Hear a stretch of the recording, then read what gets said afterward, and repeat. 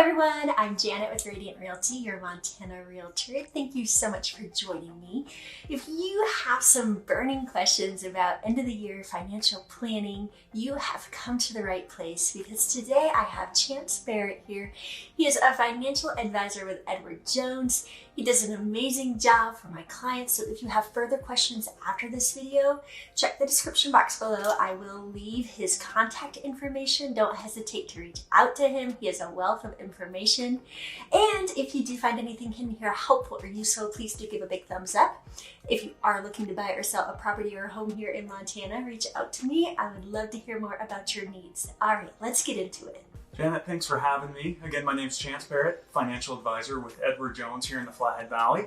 A little history myself, born and raised in Montana, and been in the financial industry for a little over 20 years now, 14 years in banking, and then the last 7 years as a financial advisor here with Edward Jones. Just here today to share 4 year-end financial planning tips, along with one must financial tip at the end of that, so stick around to the end. To start it off, first would be Roth conversions. That's something that's worth visiting with your financial advisor and CPA to see if one would make sense for your situation. And that's where you convert any of your traditional IRA balance into a Roth IRA. You realize the income now, so if you potentially have some offsets in your taxes to offset the ordinary income, you can convert that taxable base into a tax-free base, which comes in extremely handy from a required minimum distribution, an RMD, down the road, and also from an estate planning standpoint when you can pass on assets that are tax-free versus ordinary income tax rates when a traditional IRA passes from generation to generation. So that's the first one. The second one would be reviewing whether a 1031 exchange would make sense or not for any current properties you own. 1031, again, if you're not familiar, is where you sell one property and then purchase another similar or like property and are able to defer that capital gains tax until the potential sale of the next property down the road.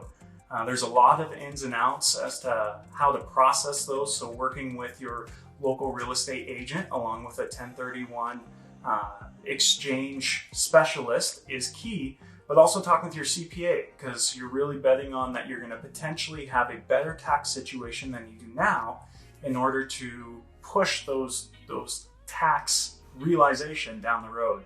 You're anticipating your tax situation being in a better situation down the road than it is today in order to realize those gains at a more efficient level than you potentially could today. The third item would be tax loss harvesting, which in a down market like we're seeing right now, reviewing your portfolio for positions that are worth taking that loss now to potentially offset any income or other gains you've realized this year, or to carry forward for future gains, is a tremendous tool to have in your back pocket.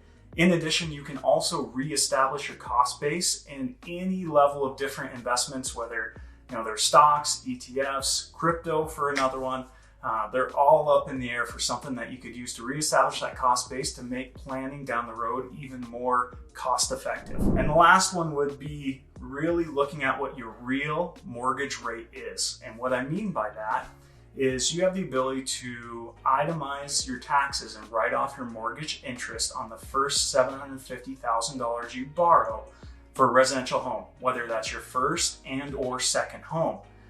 If you itemize your taxes, then you can take a look at what your real rate is. And the simple way to do that is take 1 minus whatever your effective tax rate is. So if you're in the 25% tax rate, that'd be 0.75, and then multiply that by the rate that your mortgage is. So if you have a 5.5% rate mortgage times 0.75, your real rate you're paying on that mortgage is about 4.125.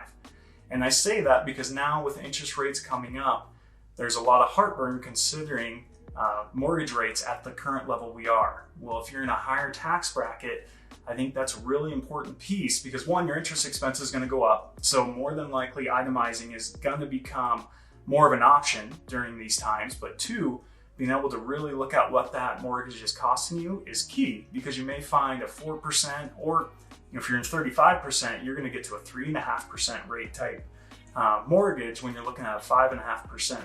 So depending on your specific situation, your tax bracket, it's worth doing the math to see what that mortgage really is costing you. And then lastly, the must I say everyone should do before year end is talk to your CPA. We're past the October 15th deadline, which most of them had to deal with extensions, so they should be a little happier, should be willing to talk to you. But it's a great time to talk because some of these things I mentioned need to be done before the year-end calendar is over. So, and you can't wait till tax time or until you file the extension. Some of these things need to be done in the calendar year. So it's a great time to have a conversation with your CPA. Make sure you're on the same page. So if any of these tips or tricks can come in handy, you guys utilize them in an efficient way. So Janet, I appreciate you having me here today. And if there's any questions, feel free to reach out. Happy to help in any way. And that is all for today. I would love to hear in the comments below what you found most helpful. Do hit that notification bell so you get notified when new videos drop. Have an amazing week, and I will see you all next time.